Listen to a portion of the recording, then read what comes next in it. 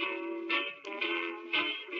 let me tell you about my best friend. He's a warm-hearted person who loved me till the end. People, let me tell you about my best friend. He's a one-boy cuddly toy, my love, my now and fighting joy. People, let me tell you about him. It's so much fun. Whether we're talking man to man or whether we're talking son to son, he's my best friend.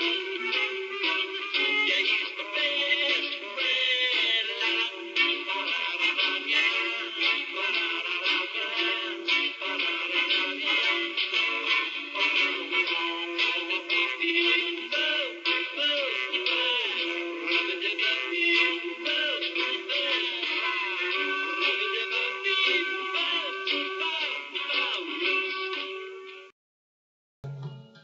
Hello, my name is Dave Beardsley, and I'm a junior majoring in fish and wildlife science at Oregon State University. As a student of the wildlife sciences, I've been interested in a broad range of interactions on both a local as well as a worldwide scale. While researching a topic for this presentation, looking through the multitudes of OSU resources, I began looking at student clubs. I initially had some trepidation as some of these clubs appeared not to necessarily foster the educational experience. However, upon further inspection, I began to question the whole purpose of what clubs generally are for. Student clubs are basically an extracurricular resource of education whereby students form non-mandatory communities in order to further an understanding. One such club which struck a chord with me was the Goat Club. As a new member of Goat Club, I hope to understand more about goats worldwide. My own involvement with goats began in my teenage years in Southeast Alaska, where my father and I hunted mountain goats for food. These goats were an important food source in the years when deer and moose were hard to come by.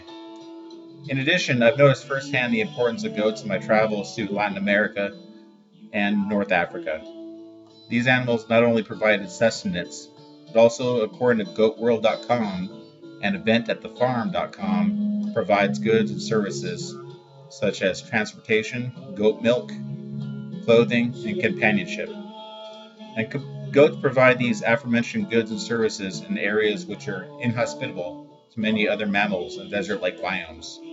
Which is to say, goats will eat weeds and other desirable plants that other animals won't eat, and still provide food in the form of milk. In regard to Goat Club, it will be difficult to say actively involved given that I am an eCampus student.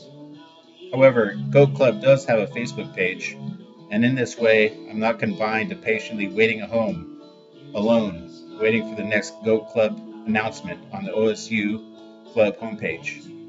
I can interact via the social media outlets tied to Goat Club.